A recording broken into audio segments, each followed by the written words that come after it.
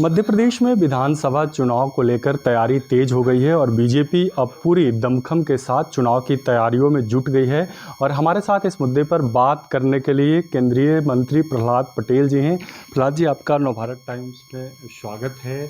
और इस बार आप लोगों ने जो जन आशीर्वाद यात्रा निकाली थी उसमें आप भी शामिल हुए, कैसा रिस्पॉन्स मिला?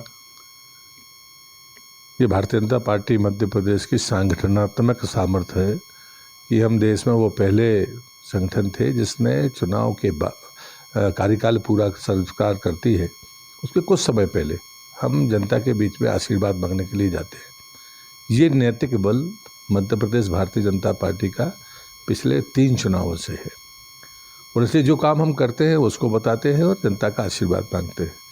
फिर उसके समापन पर हम कार्यकर्ताओं का महाकुंभ करते हैं और हमारे किसी शीर्ष नेता का उद्बोधन मिलता है, जैसे कल हमारे यशस्वी प्रधानमंत्री आदरणीय मोदी जी का मिलेगा। तो जो केंद्र की योजनाएं हैं सफलता की, जो राज्य की योजनाएं हैं, इनके अलावा जो ऊर्जा मिलेगी कार्यकर्ता को वो अस्त्र के रूप में लेकर जाएगा। हमारा चुनाव लड़ने का आधार हमारा कार्यकर्ता होता है और साथ में विकास उसके हथियार के तौर पर उसके हाथ में होता है। वो उत्साह के साथ में मैदान पर रहता है और हमको परिणाम देता है, विजयश्री देता है। और इसलिए मुझे लगता है कि ये नैतिक साहस सिर्फ भारतीय जनता पार्टी में, जो आपने जन आशीर्वाद यात्रा की बात की, इस बार फॉर्मेट बदला है क्योंकि हमें 100% विधानसभाओं में जाना था। हम 210 विधानसभा में 5 यात्राएं गई हैं। अगर एक यात्रा निकलती तो महीनों के बाद भी हम सभी जगह का कवर नहीं कर सकते थे। और इससे सामूहिक नेतृत्व का बल, हम सामूहिक नेतृत्व पर विश्वास भी करते हैं और हमेशा कहते हैं कि भारतीय जनता पार्टी कार्यकर्ता आधारित पार्टी है, उसका नेतृत्व सामूहिक नेतृत्व है। लेकिन इन 5 यात्राओं के निकलने से वो उसका प्रमाण की ज़रूरत नहीं है, वो प्रत्यक्ष है कि भारतीय जनता पार्टी का संगठन इतना व्यापक है और उसके संगठन के जो कार्यकर्ता हैं उनका नेतृत्व इतना सबल है कि 5 यात्राएं हमने पूर्ण की। कल महाकुंभ की तैयारी है। इस बार चौथा महाकुंभ है, मतलब 2008 से इसकी शुरुआत हुई थी, चौथा महाकुंभ है। पिछली बार रिकॉर्ड बना था। इस बार कितने लोग पहुंचेंगे महाकुंभ में?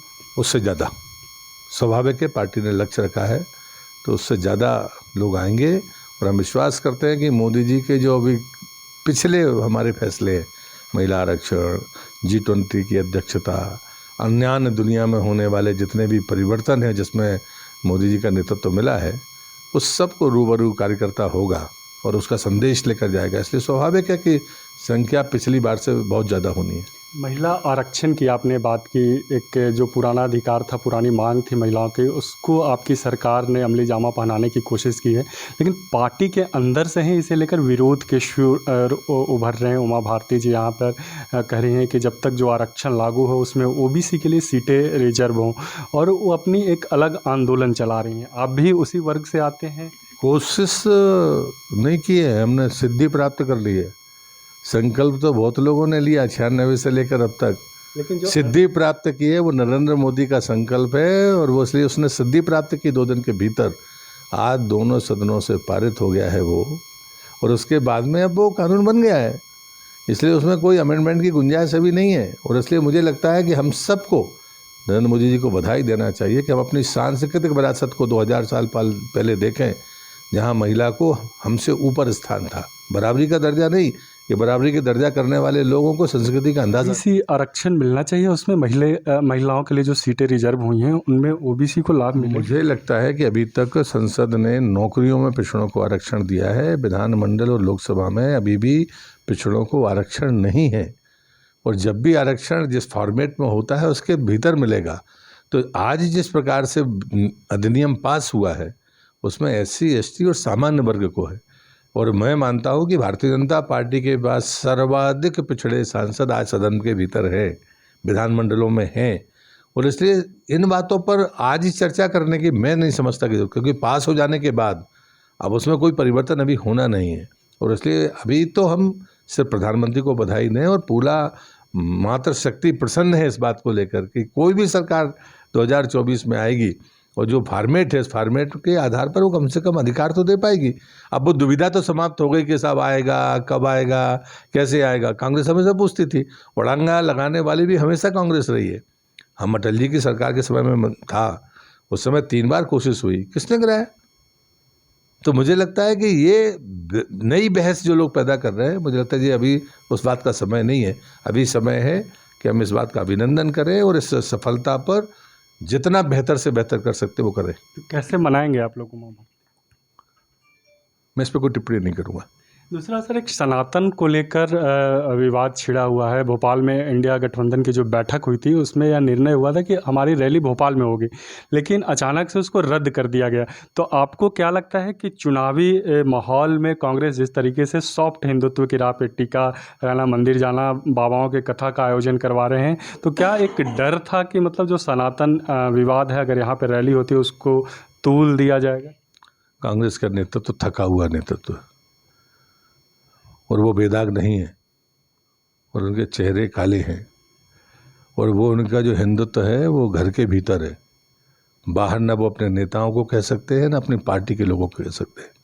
जो आप कथाओं की बातें कर रहे हैं वो छिंदवाड़ा की भूमि के बाहर नहीं है। छिंदवाड़ा बचाने की दो पड़ी है, इसलिए जो तमाशा हो रहा है।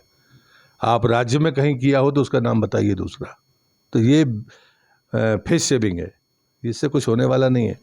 दूसरा, जो रैली कैंसिल हुई है वो कांग्रेस की सामर्थ्य नहीं है, क्योंकि ये सच है कि सनातन विरोध का जो झंडा एनडीए में ने उठाया, वो जो इंडिया गठबंधन ने उठाया है, उसको मुंह तोड़ जवाब मिल सकता था।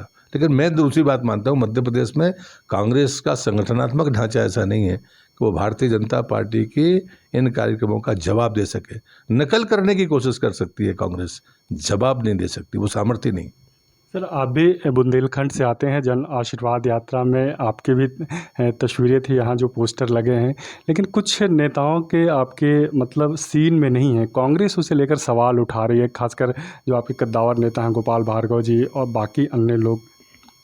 मुझे लगता है डिबेट का विषय नहीं। कभी हमारी फ़ोटो नहीं रही है, अब फ़ोटो आ गई है, ये भारतीय जनता पार्टी का कार्यशैली नहीं है। भारतीय जनता पार्टी तय करती है कैसे काम करना। किसी की फ़ोटो होना नहीं होने से, मेरी फ़ोटो तो 20 साल से नहीं थी, तो उससे क्या फ़र्क पड़ता है? क्या काम करना बंद कर देंगे? नहीं, भाजपा का ये चरित्र नहीं है।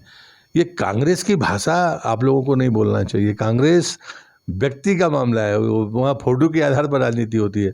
भाजपा में फ़ोटो के आधार पर राजनीति नहीं होती है, ये कांग्रेस को भी समझ लेना चाहिए। बीजेपी की दूसरी सूची कब आ रही है? बहुत जल्दी।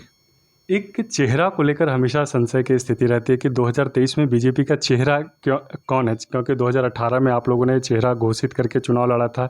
इस बार कौन होगा? अभी जो चुनावी जो कैंपेन है पूरा पीएम मोदी के नाम पे है। मोदी जी ने मध्य प्रदेश को जितना दिया है उसका हिसाब लगा लीजिए। तो मोदी के मन में एमपी है तो एमपी के मन में मोदी है, इसमें कोई दिक्कत नहीं। लेकिन मुझे लगता है कि शिवराज सिंह जी का जो अथक परिश्रम है, उनके सरकार की जो सफलताएं हैं वो कभी नज़रअंदाज नहीं हुई हैं। हम उस बातों को लेकर जन आशीर्वाद यात्रा में गए हैं, और इसलिए अटकलबाजियाँ लगाते रहिए, ये काम आप लोगों का है। हम सिर्फ मेहनत करने वाले लोग हैं। फैसला कि हमारा सरकार बननी चाहिए, प्रचंड बहुमत के साथ बनना चाहिए, बस एक ही उद्देश्य है। बाकी कौन करेगा ये हमारे शीर्ष तत्व को तय करने दीजिए। आपके नाम की भी चर्चा होती है, मैं इन बातों में नहीं पड़ता। दूसरा सर, अभी जो 2020 में जब बीजेपी की सरकार बनी थी तब ज्योतिरादित्य सिंधिया के साथ जो लोग आए थे अब निकल कर जा रहे हैं। कांग्रेस इसे लेकर लगातार हमलावर है। नहीं, मुझे लगता है कि ऐसा उदाहरण एक जो आया है, अब किसी को ये भय रहे कि कहाँ क्या होगा, तो जो गुणाभाग लगाने वाले हैं वो गुणाभाग लगाते रहेंगे। भारतीय जनता पार्टी में रहने के लिए भाजपा ही बनना जरूरी होता है, और अब विचार की ताकत होगी तो लोग भाजपा में रहेंगे।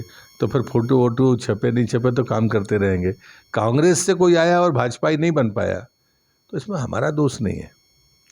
एक शुरुआती दौर में आपका लक्ष्य था कि हम अब की बार 200 पार का नारा दिया जा रहा था, अब वो 150 सीटों पर आ गया है। नहीं, मैंने हमेशा कहा है, मैं तो एक ही लाइन कहता रहा हूँ। मैंने 2003 का देखा है चुनाव, अब 2023 है। मैं साफ देख पा रहा हूँ कि 2003 दोहराएगा 2023 में। मैं आंकड़ों की बाजीगरी में नहीं पड़ता।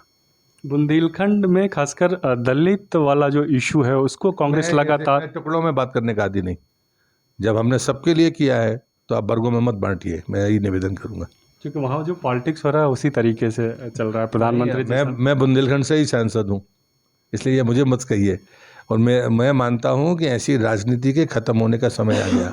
जब आप भेद नहीं करते, पहले लोग हमको मुसलमान विरोधी कहते थे। मोदी जी की कोई योजना में उसको किसी को ना मिला हो वो नाम बताए। तो इसलिए ये कहना, ये कहकर ये कांग्रेस की राजनीति का तरीका रहा है, जातियों में बांटो, धर्म में बांटो। मोदी जी की योजनाओं ने, इसलिए तो कह रहे हैं कि एमपी के मन में मोदी है। अब आप कहते हैं मोदी क्यों? दुनिया के लोग मोदी का नेतृत्व तो स्वीकार कर रहे हैं, तो हमें तो गर्व है। और इसलिए जितना मोदी जी ने मध्य प्रदेश को दिया है, उस आधार पर ये वर्ग संघर्ष की राजनीति, बांटने की राजनीति खत्म हो गई है। ये बात आप मानकर चलिए। इस बार एमपी के मुस्लिम हैं आपके? बहुत धन्यवाद। तो बिल्कुल केंद्रीय मंत्री प्रहलाद पटेल जी ने कहा कि इस बार मध्य प्रदेश में बीजेपी की सरकार आ रही है और 2003 वाला जो रिजल्ट है उसे हम लोग दोहराएंगे। नवभारत टाइम्स के लिए भोपाल से मुनेश्वर कुमार।